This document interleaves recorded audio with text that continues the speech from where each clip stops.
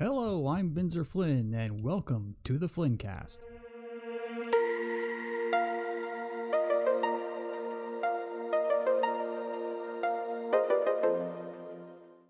Is it Friday yet? Oh, counting the days. So, Jenny, today I sent messages to each of the main 5 players in the campaign and gave them little tidbits of things they know going in, the brewing conflict with Excalibur and the new Dharmekian Empire. So we're gonna have our first session on Sunday. I'm sorry you'll miss it, but I can promise you, you're gonna hit the ground running when we get back. Excellent. Oh, I'm so excited, you guys. It's good. Did Great. you actually see that 2 authors launched a lawsuit against Wizards for Yes. Yeah. Really? Yeah, there's some contention about the new trilogy of books. Like we sort of gave up on Dragonlance after the Fifth Age stuff kicked in because it got weird with Dragon's Rule and everything, and the classic we just ignored it and then homebrewed the campaign from there. We kept all the classic elements and then just did our own fucking thing, but it worked out pretty well for 20 years, so we're gonna do some more. Damn straight. It's only 10 years later in game time, so most of our characters haven't aged a day. Like Flynn's got the sword keeping him young, and Garrett's cheating death with his amulet, so everyone else is fucking elves and dragons. I was gonna say, and then elves, so. Yeah, that ain't shit to them.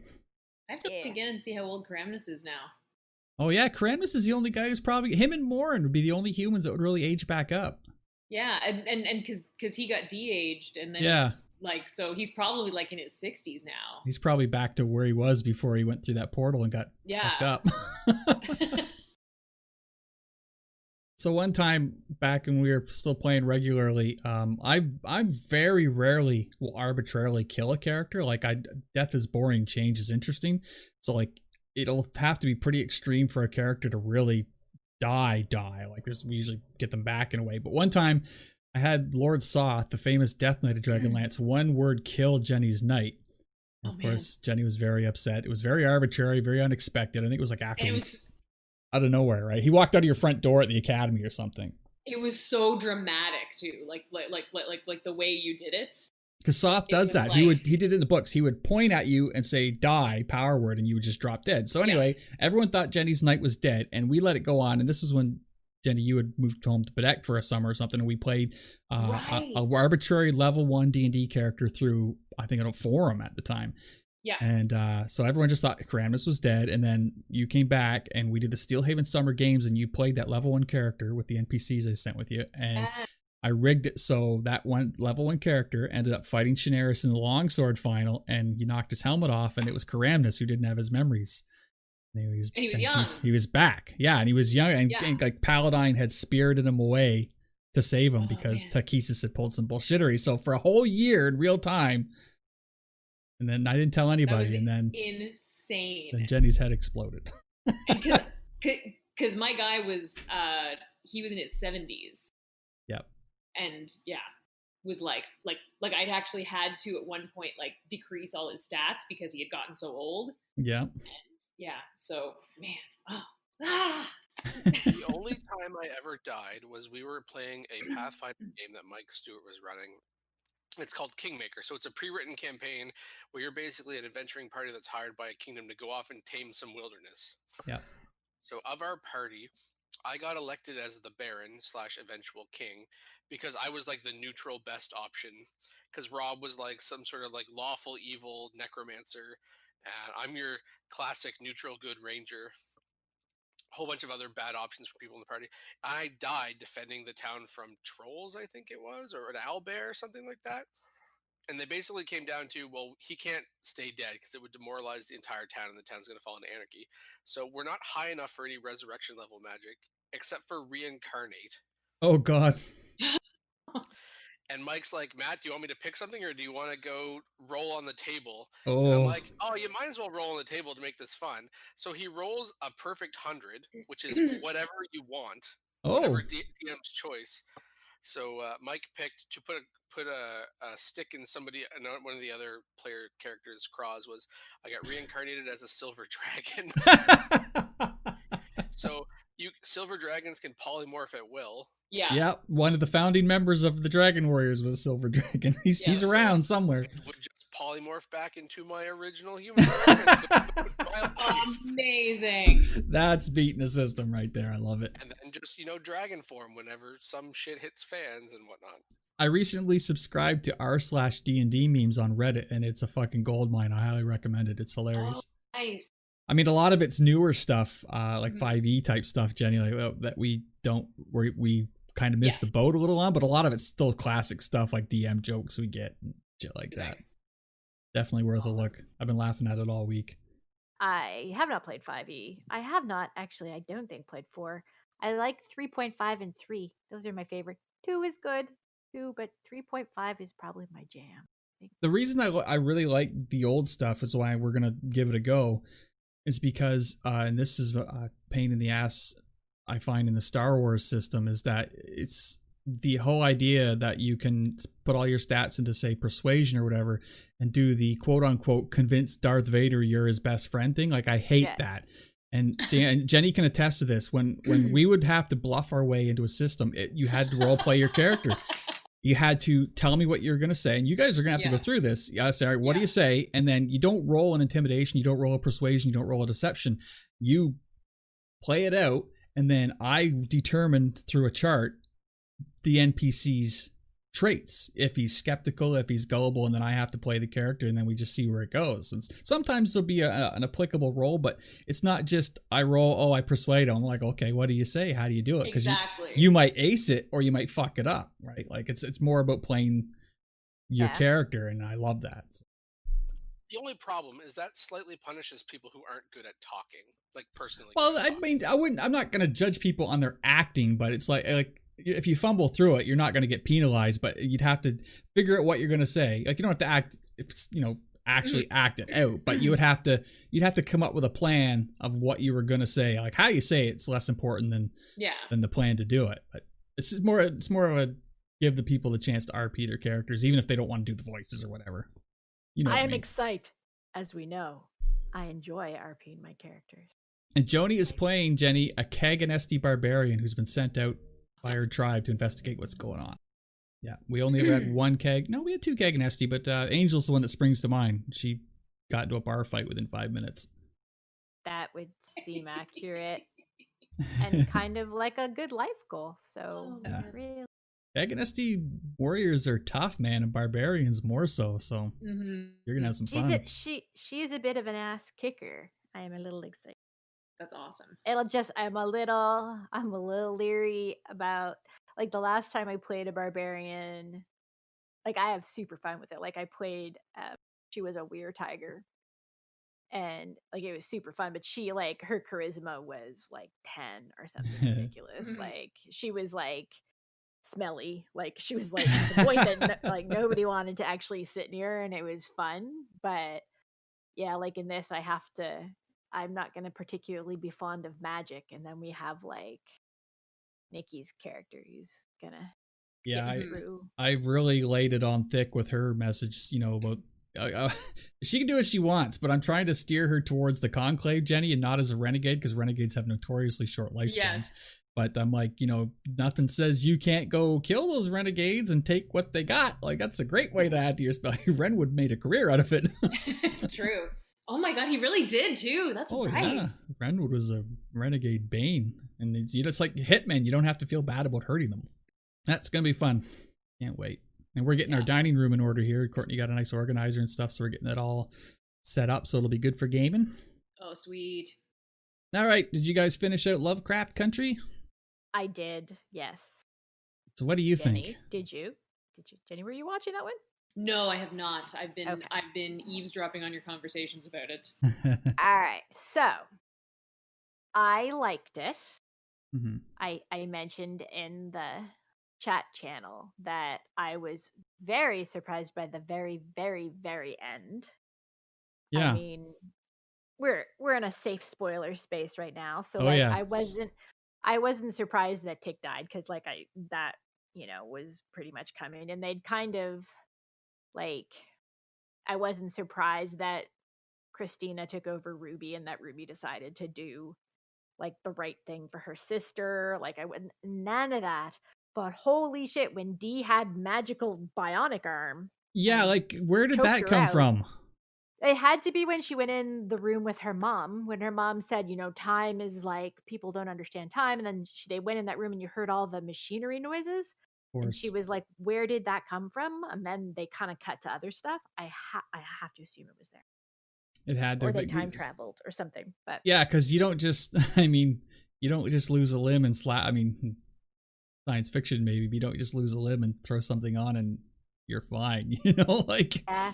Like I think I kind of get the sense that in that room was the like this planet thing. I forget what it's called.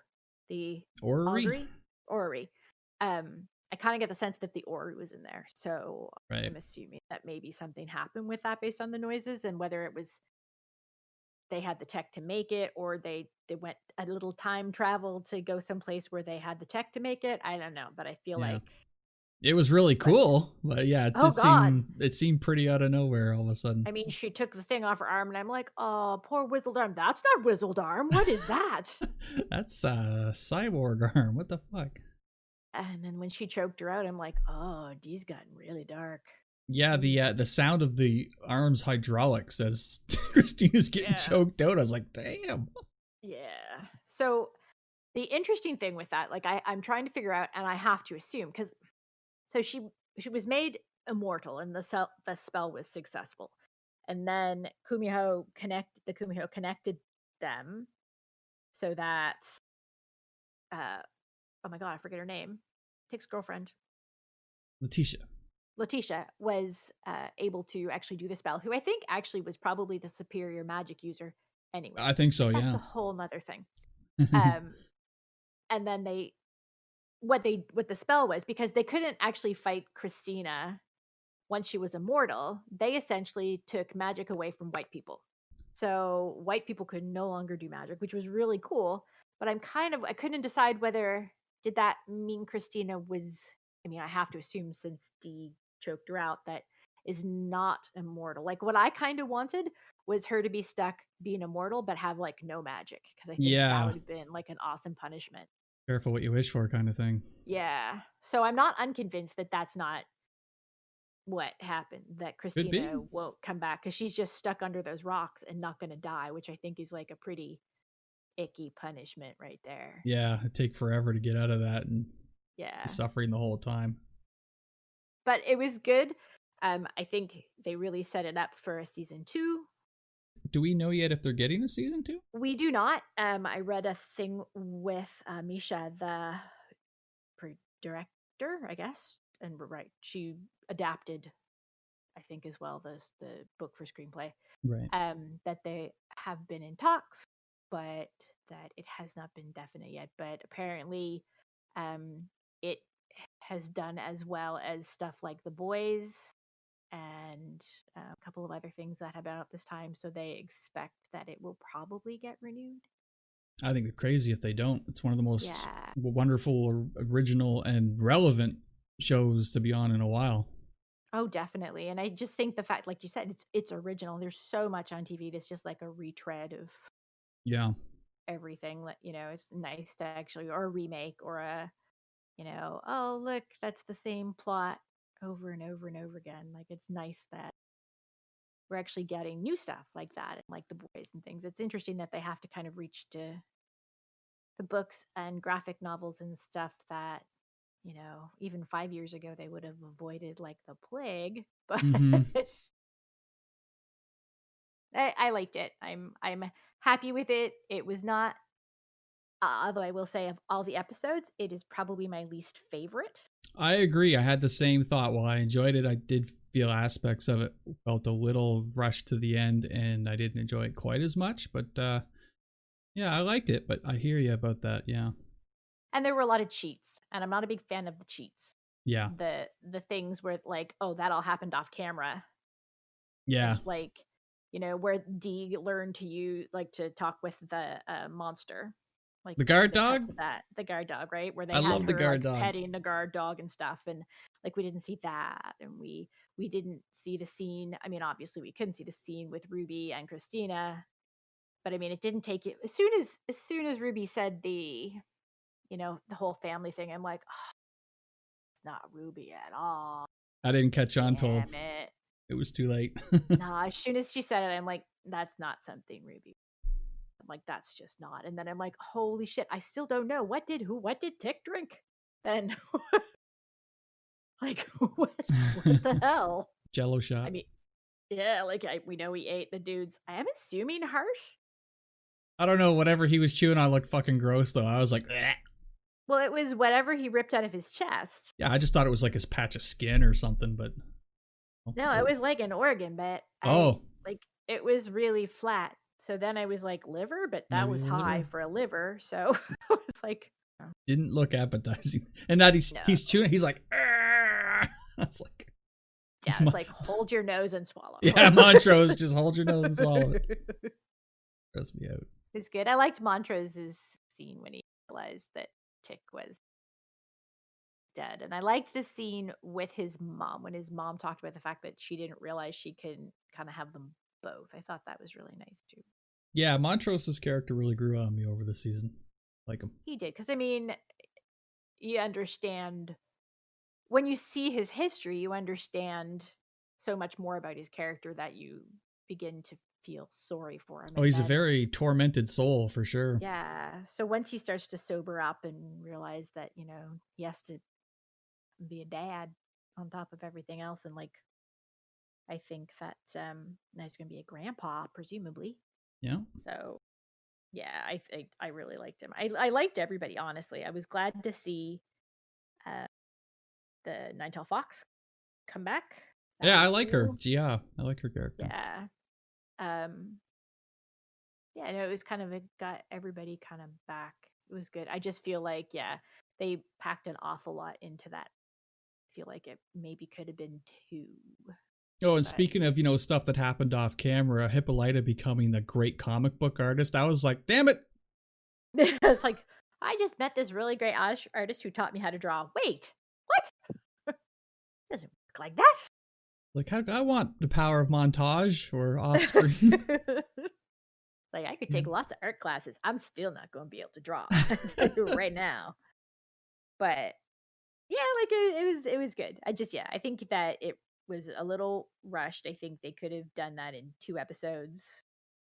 But then I understand that you wouldn't have that sense of urgency that they wanted you to feel when everything was happening. I think that was kind of part of it. They wanted you to just feel that tension when they were like, okay, we could do the thing and we do this thing and we do that thing, and it all had to happen on one day. So I think that that's why they kind of pushed it the way they did. But it was a great season and tons of great actors. Like all the actors are just, I really enjoyed them all. They really sold it.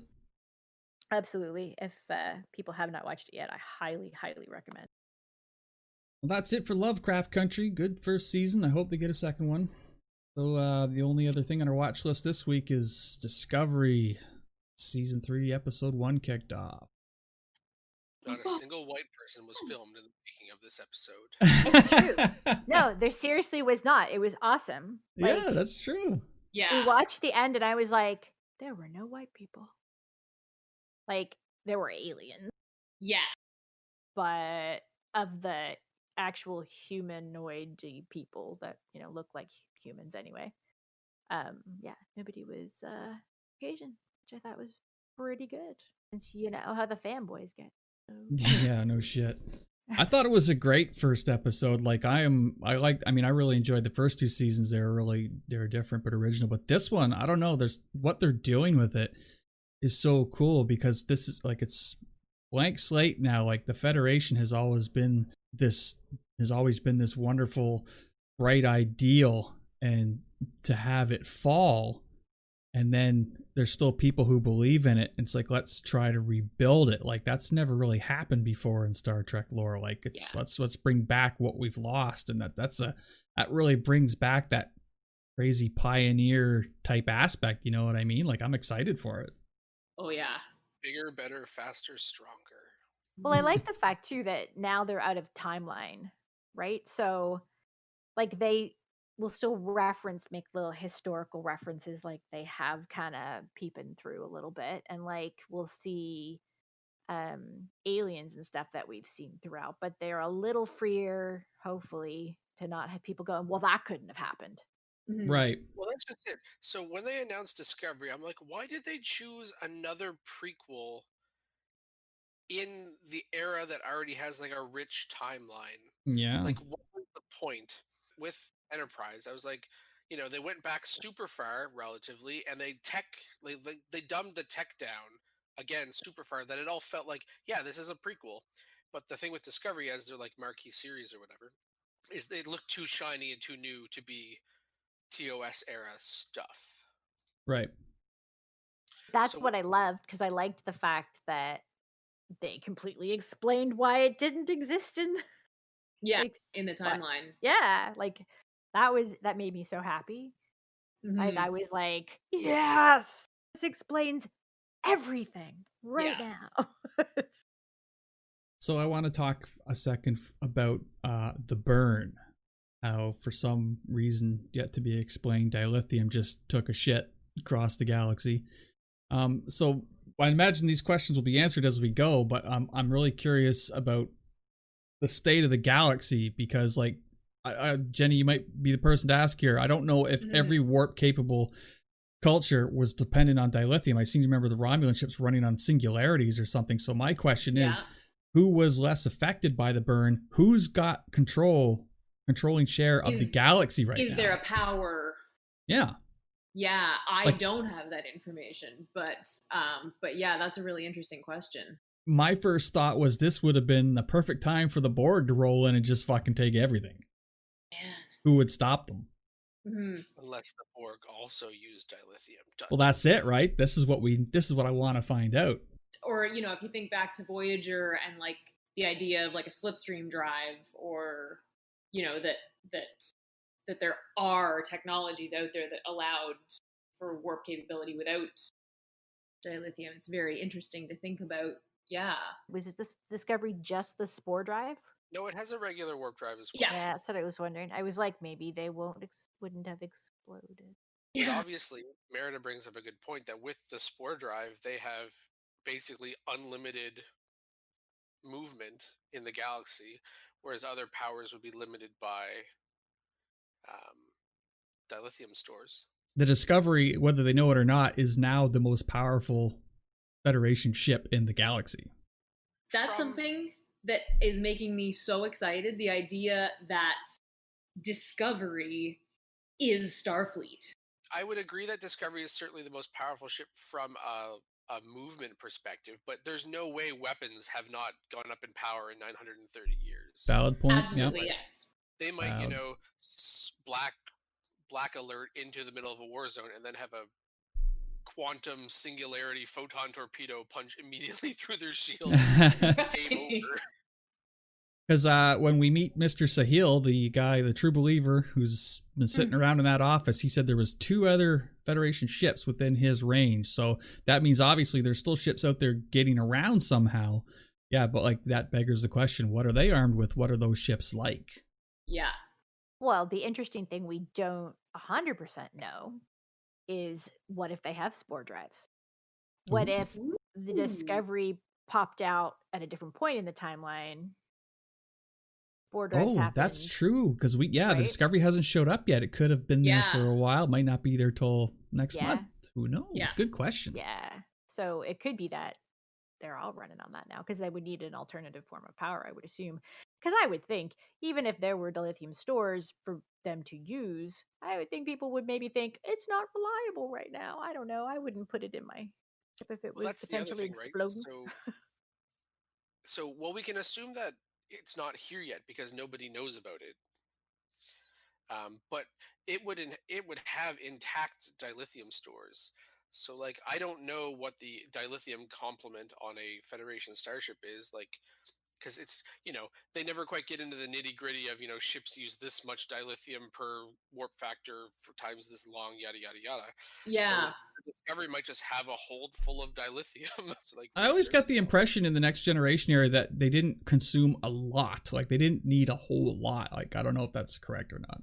It fell out of my head. I was going to say that it reminded me, talking about the dilithium, reminded me of that episode from season 2 of Next Generation Peak Performance when they do like the simulated battle, and they put Riker and his like motley crew onto the ship that is like the Stargazer class. Oh right, yeah. And there is they basically say there's not enough dilithium. Oh no, they had like shards of dilithium crystal, and then Wesley brought over his antimatter from his project. Right. But there were just like the teeniest little bit of dilithium was enough to do like, with that little bit of antimatter was enough to do like one jump. Okay. Clearly, the Orions and the Andorians got something going on, because they still seem to have at least a portion of control, at least in this one spot anyway. And they had uniforms. They seem pretty organized. I don't know. I want to talk about the actual episode, and then I have a bajillion theories to talk about after. Awesome. So it was nice that it's kind of like a post-apocalyptic without the technology rollback. It's like, yes, the galaxy's gone to hell, but it's not like technology has taken like a 300-year back step. It's more like an infrastructure collapse. Yeah, exactly. Like the cars still work, but roads aren't as good. Yeah. Type thing. Yeah. So let's talk about Mr. Book. I like him. So do I. Asshole that's also a nature conservationist. He's got some kind of druidical powers going on or something. Yeah, that's awesome. Well, what did she say he was? I missed it. She said something, and I don't know my Trek lore well enough to know if it's something that has someone that has been in existence before or not. I don't think it is. Or at She least asked I'm if he not was familiar praying. with it. I don't remember her. No, I thought she said calling that him he was. anything. I thought she said something else. I thought she said. I'll have to look it up after, but I could have sworn she did. But and then when his head lit up, that was cool. Yeah. I do like that special effects have caught up to being able to make something like the Transform look good on screen. Oh man, yeah. Seeing them swimming in the bay, that was pretty cool. It looked pretty. I believed it. I bought it. When they went back to the ship, when you could see something in the hold, but you couldn't quite see what it was, I actually was thinking, "Oh my god, it's the cat and it's giant!" Like I was like, the cat's gonna be huge. Right, the cat Merida, Grudge. Merida, you're not clicking click to talk. I can hear you in the bedroom. And that was just probably my excitement. I never have click to talk on. Her phaser's always on kill. I was that excited about Giant Kitty. Grudge is definitely going to be a recurring character this season. Oh yeah. That's a great name for a cat. Mm-hmm. So what really jumped out at me within like the first couple of minutes is like they made technology feel like it had jumped ahead, like lots of like reactive tactile displays, and the fact that the bed melts back into the floor and the desk melts back up out of the floor, and things are replicated or transported all over the place. Like it felt like Starfleet tech that we know, but amped up to 11 because it's definitely. It had a very Kryptonian feel to me. Mm-hmm. Yeah, like a Man of Steel gig. Yeah, I know. I see what you mean. Yeah. Yeah. I read and I heard over the weekend that it was programmable matter, that a lot of that technology has to do with programmable matter, which is like a logical evolution. Yeah, I mean, if you think about sort of what you could do with holograms in the 24th century, and then think, it's very cool. Well, that's just it. Like, I mean, if you had said 20, 30 years ago that we'd have a evolving form of replicating technology now, like we'd be like, yeah, right, that's science fiction, but we have it now. People are printing cosplay suits left and right, but it's like we're witnessing that. Even that. There's a 3D printer on the space station that they, like NASA sends them files all the time to print tools because it's easier for them to ship the resin or whatever than it is to ship like individual tools. Like it's cheaper for them to print it once they get up there. Absolutely. It's amazing. I mean, replication technology is slowly turning me off cosplay, but I love it for what it is. You can print people new bones and hearts and shit like that's amazing. That's my favorite application is they 3D print casts now, so you don't have to wear a big heavy like cement whatever. It's like a nice little honeycomb so that it can breathe and you can itch places if you're itchy. And I just think it's really cool. It's another sign of the dawning age of cyberpunk. We're almost there. So I did like that we got some throwbacks to old alien species. I found, with Yes. the exception of Vulcans, Mhm. the first 2 seasons of Discovery didn't have a lot of classic Trek aliens. Like they either introduced new ones or made the Klingons kind of weird. Mhm. This episode had a fucking Morn alien in it. I picked up on that immediately and cheered. He actually did. It's probably the same guy. He's immortal or something. I found out that that other book's sort of rival for the cargo. Oh I yes, can't remember what his name was. Cosmo. He is not. Yeah, Cosmo. He is not a Uridian. Because I actually did think he was like one of those guys in Next Generation who's James Cromwell played one Okay. at one point, but like big ears and the sort of like pointy face, and information traders, and anyway, different species. Sorry. He's Cosmo Kramer, Jerry, the spaceman. Sorry, I have been like nerding out for days. So I'm sorry. I'm just like, yeah, but yeah, all the different, so many different aliens. Like just, So how about when Burnham was given the truth drugs and she tripped out and she was like, I have a redheaded friend. She can't have this. I laughed. No, It's Tilly true. would like implode. None for Tilly. Maybe it's the same thing with redheads with the like going to the dentist. Maybe it wouldn't affect her. True. We do take an awful lot of anesthesia. Mm. And give Tilly Seriously. a mile high. Seriously, no, I don't freeze. It takes a lot of needles to freeze my mouth, so I would not be surprised. Poor Tilly. It was great. It was. I thought she did a really great job just acting it. Like it's Yeah. really like felt legit. It was nice seeing her like having fun, because Yeah. we usually see her so serious and dealing with very serious issues all of the time. Yeah. She was very fish out of water in this one, but it was really cool. Yeah, Mhm. Yeah, I like her a lot. me too. I also like how she sent the suit back at the start of the episode, which basically wraps that up in a bow. Like, Yeah. can't Oh yeah. get out of this again. Yeah. Well, and she also had promised Spock that she would send the last signal. Yeah. Which was the suit, like which. Yep. Yeah. 'Cause But then, absolutely, but absolutely. I mean, how else to do it other than to make sure? Yeah. It was also nice that they at least referenced the temporal Cold War from Enterprise. Yes. Yeah. About 300 years ago, I think, at this point.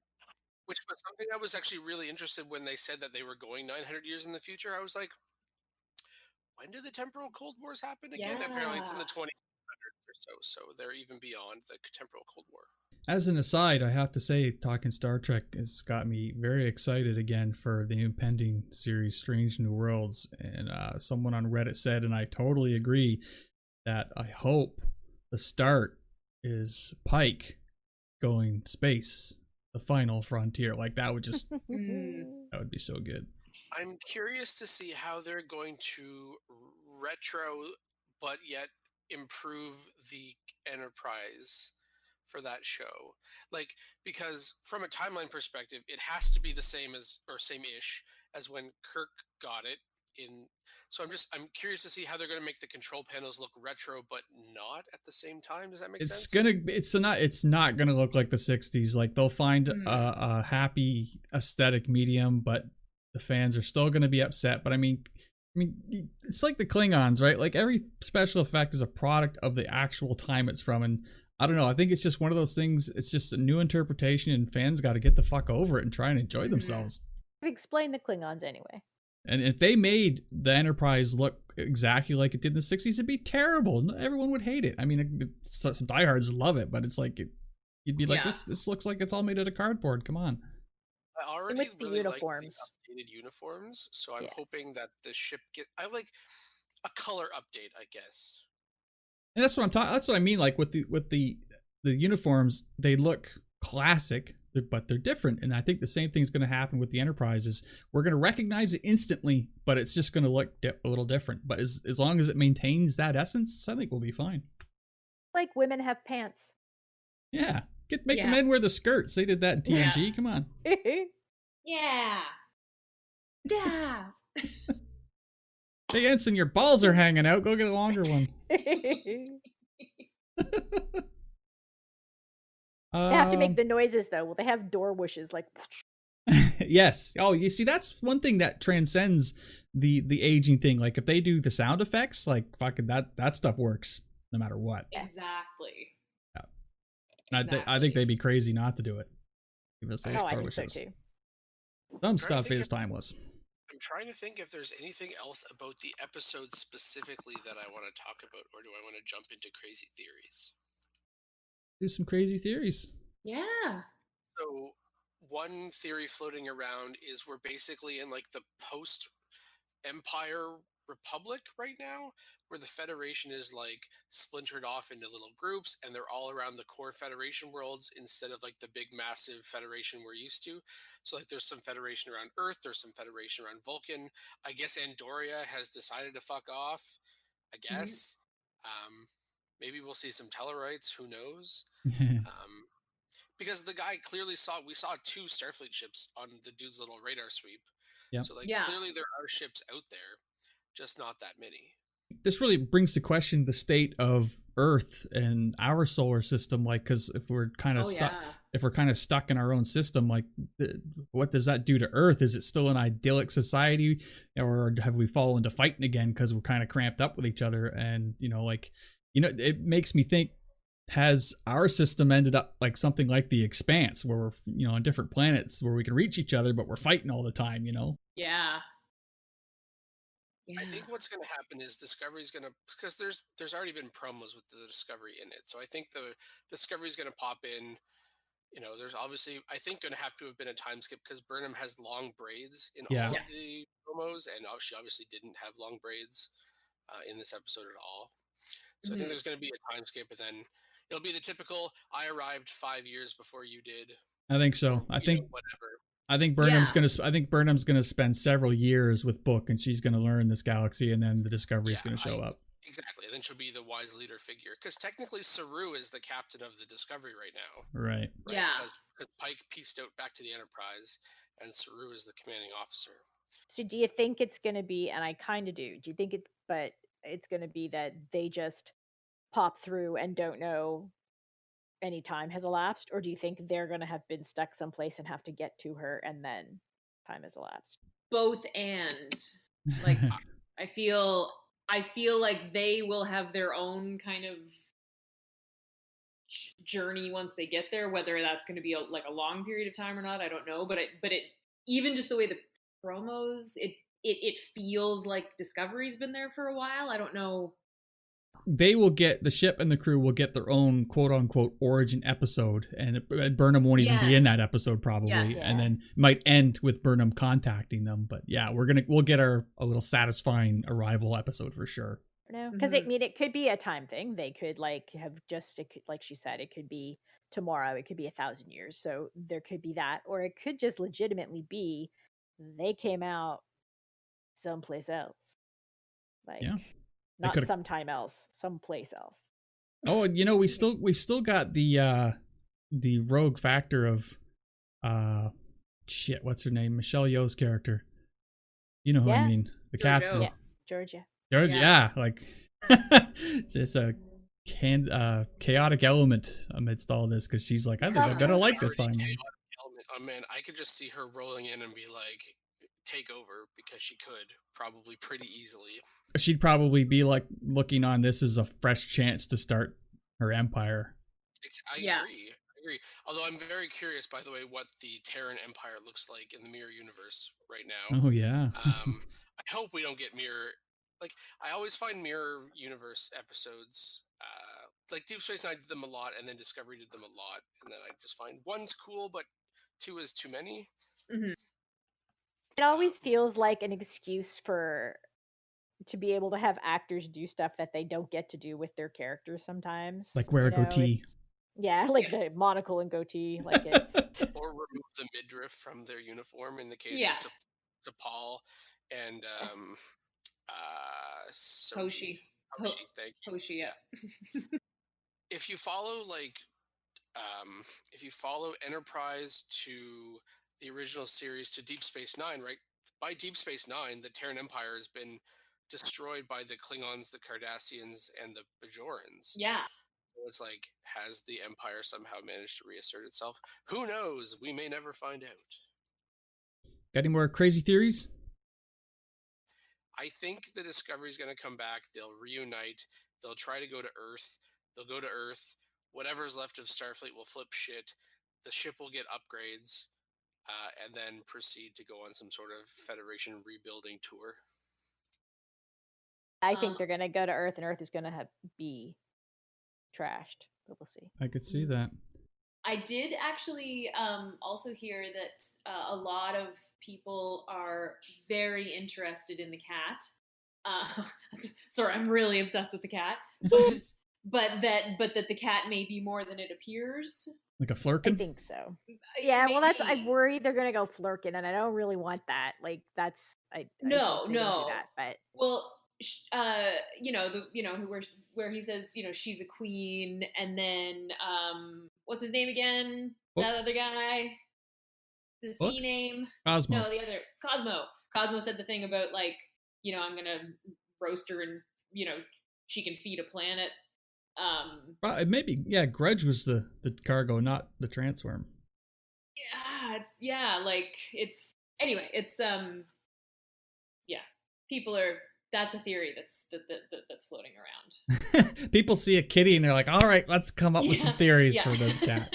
Well, no, but like I said, I don't want the kitty to be a flirkin because that's just been done now. They won't do that. No. But like the fact that maybe the kitty is really like a whole bunch bigger, but this is the form the kitty takes to be convenient, or the kitty can talk. I hope they don't do that, but the kitty, like the kitty. Maybe the kitty's a princess. Yeah. Right, yeah. like that kind of thing. It's cool. I think it was a Maine Coon cat, which is. Oh yeah. Yeah, like. Yeah, it is. Big old fluffy kitty. Grudge could be programmable matter itself. Maybe it's just part of the ship. Maybe it is. Interesting too, Maybe it is the ship. Ooh. Oh. Sure. Oh. I like that.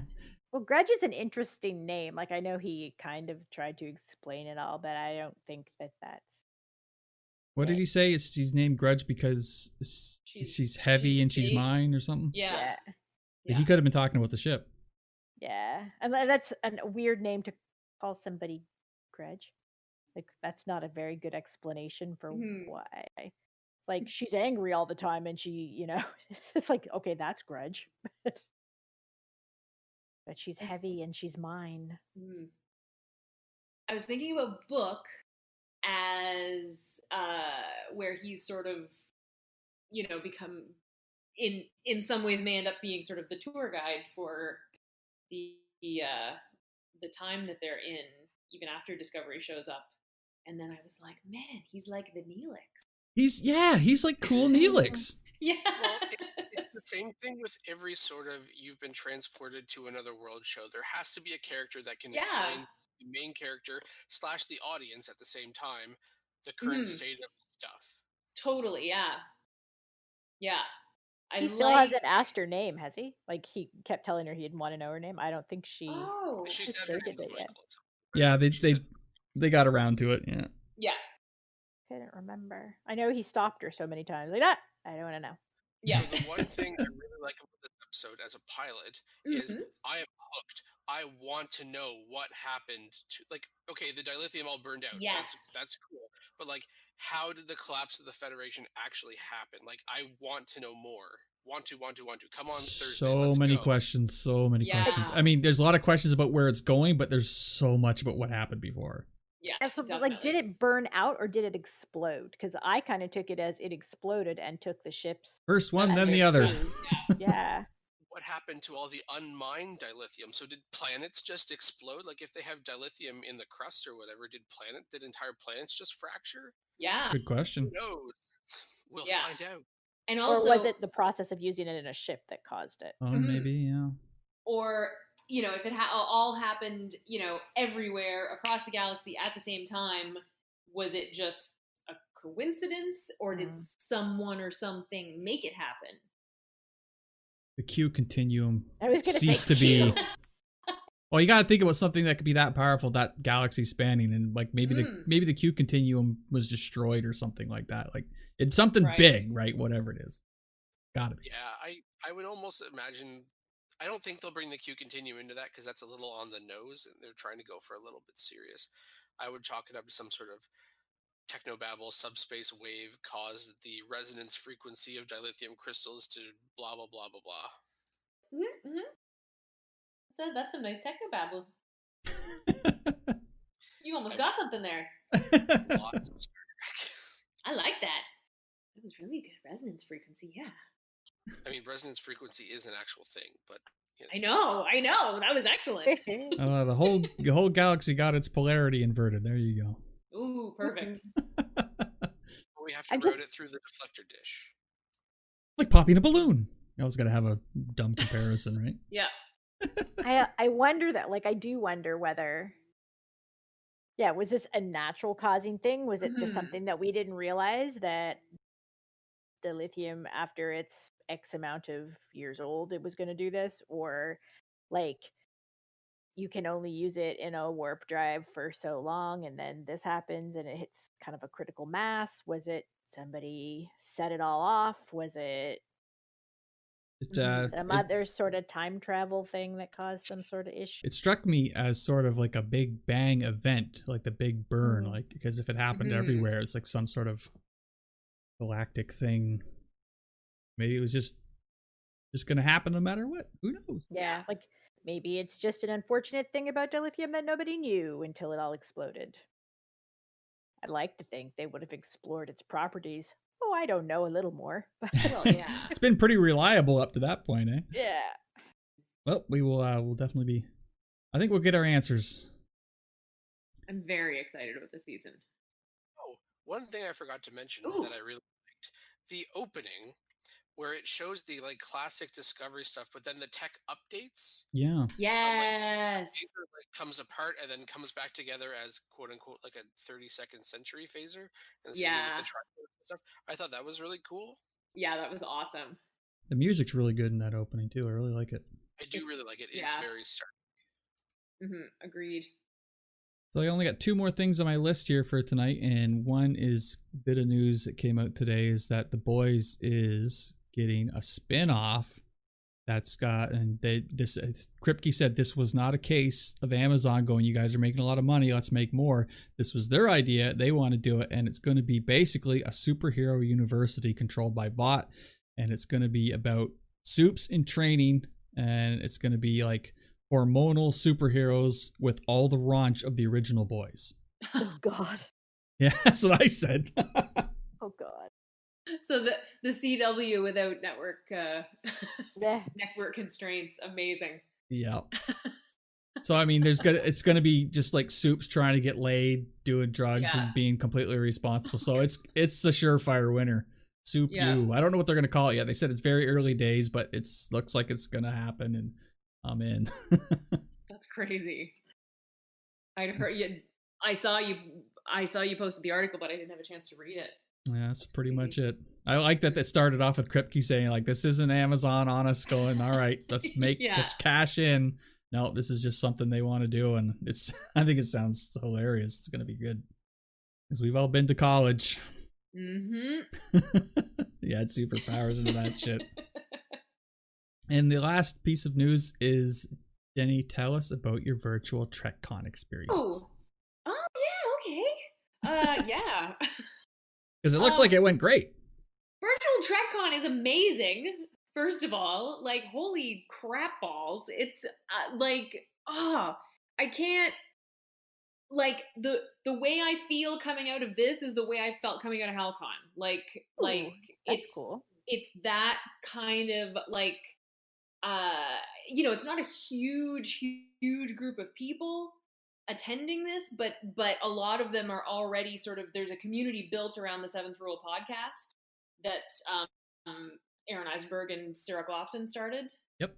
And so they have this whole community. They call themselves a chat pack, and they're like, so the TrekCon has come out of that, but it's still more than just the people who it's yeah. So but it was absolutely jam-packed all weekend, panel after panel after panel, like all of these celebrities and actors and writers and people who have done various Star Trek shows. I mean, there was a Klingon High Council town hall meeting with Gowron and Martok, and it was, I've never seen the two of them actually like interact with each other, but apparently this is what happens when they get together at conventions, and it was bedlam. Like it was just, and it's live. It's just like a and there's a live chat. Like you're talking to them. It's just it's crazy. Doug Jones, Saru, and David. Oh gosh, so David is the other tall, skinny white guy from Discovery who plays Linus.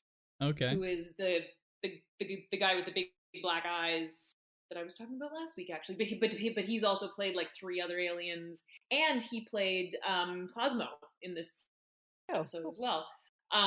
Anyway, and the two of them were like at their various they're doing their quarantine right now because Discovery is going to start filming again on the 2nd of November, and Doug Jones is sitting on his kitchen floor, like, and we're all chatting, and they did an amazing interview with Rod Roddenberry, just like him sitting in his car, just so great. And then on top of that, there's the so they did the promenade, so all the people who had, you know, and it wasn't just people selling things. There were podcasters, there were organizations. Armin Shimmerman had a booth at the promenade because he has a book out, and he was siphoning off a lot of people, I will tell you that. But God rest the soul of Rene Auberjonois, because they could have had Odo and him there just bitching at each other the whole time. Oh yeah, could you imagine that? And all of those guys have come on the podcast over. I didn't realize the 7th Rule has only been running since the beginning of 2019, so it actually hasn't been going that long. But yeah, they have had many cast members and writers, and I guess Alexander Siddig has a like his own podcast community thing that he's doing now. Everyone's got a fucking podcast these days. Yeah, a fucking dime a dozen. Most of them suck.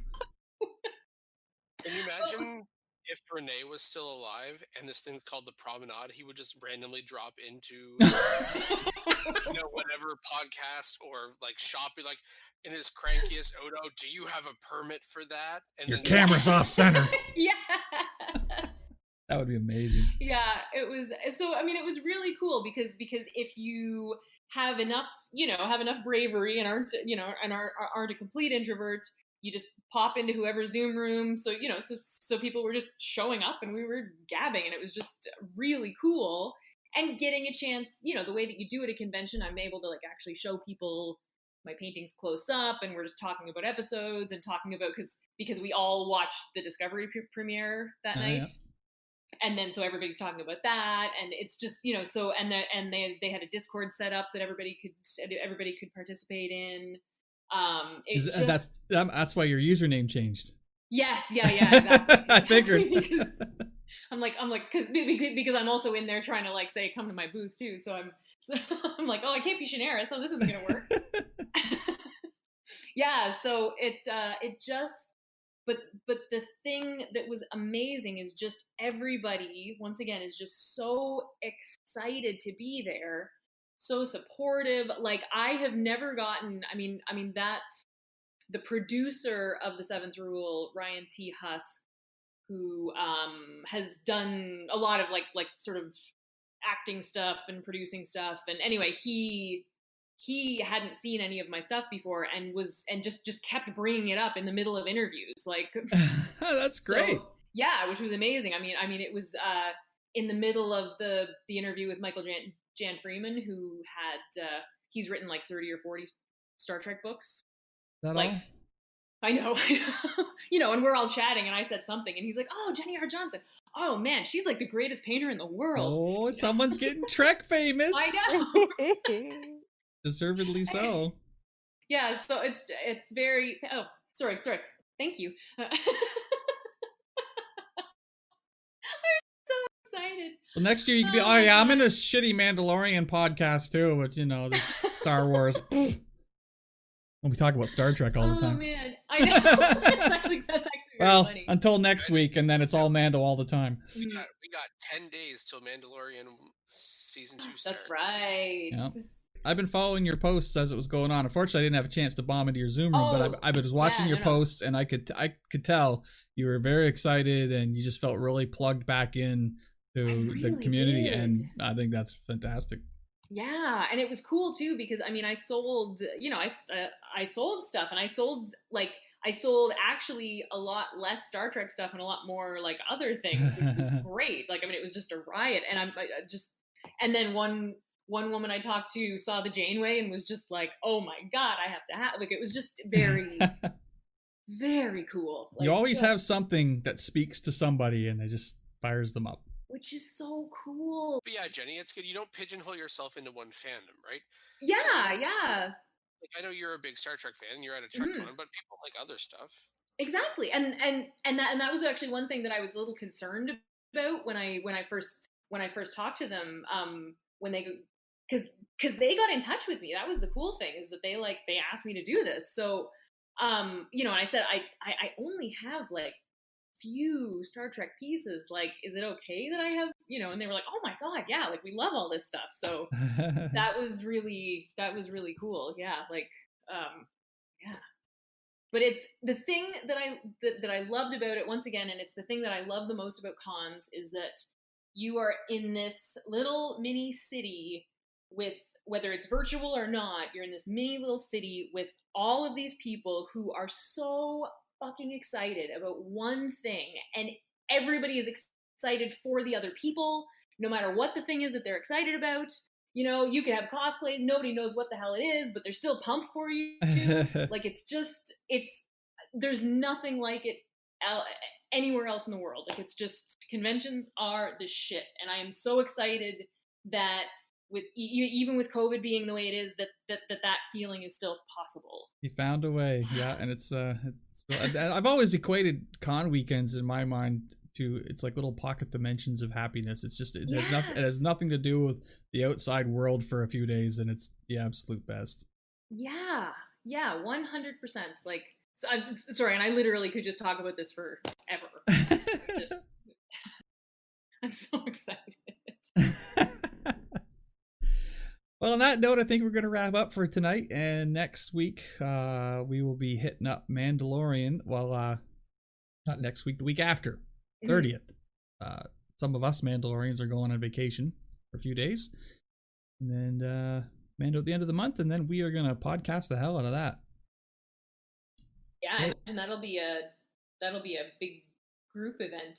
We did the watch party in Discord a couple days ago, and I think it went quite well. We had quite a turnout for it, and I sat and watched the whole thing from beginning to end, and I enjoyed the shit out of it. It's the first time I've watched season 1 all the way through since it came out, and I picked up a lot more, and I just really enjoyed it, and I'm so psyched. I'm actually planning Windsor Mark III armor, adopting the shoulder and chest armor that he has. Excellent. I've been doing the Mark II heavy commando stuff for a couple years now, and I'm thinking maybe I'll try the slim down stuff and see how it goes. So I'm excited to build armor again, and I'm just I think I'm gonna be as excited about Mandalorian stuff as you are about Star Trek right now, and it's nice to enjoy things. It is. It's so nice to enjoy things. I think I just got my episode name. There you go.